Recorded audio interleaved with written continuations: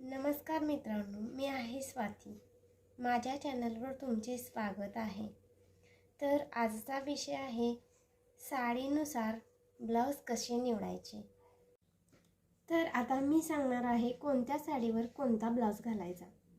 कोणत्या साडीवर कोणता ब्लाऊज खूप सुंदर दिसेल याचीही मी माहिती माझ्या व्हिडिओतून मी तुम्हाला देणार आहे. तर कॉन्ट्रास्ट लूक सध्या खूप ट्रेंडमध्ये आहे, कारण त्यामुळे साडी आणि ब्लाऊज दोन्ही उठून दिसतात.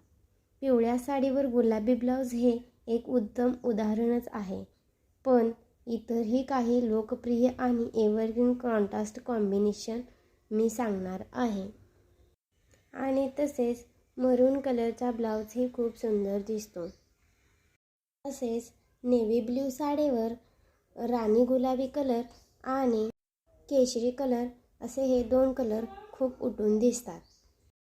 काळ्या रंगाच्या साडीवर सोनेरी कलरचा ब्लाऊज खूप छान दिसतो. लाल रंगाच्या साडीवर हिरवा किंवा सोनेरी ब्लाऊज खूप सुंदर दिसतो.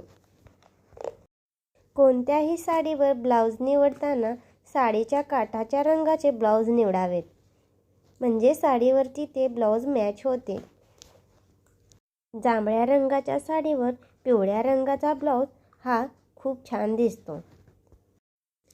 साडीवर ब्लाऊज निवडताना तुमची उंची, शरीराची ठेवण आणि साडीचा रंग, प्रकार या गोष्टी विचारात घेतल्या तर तुमचा लूक अधिक खुलून दिसेल.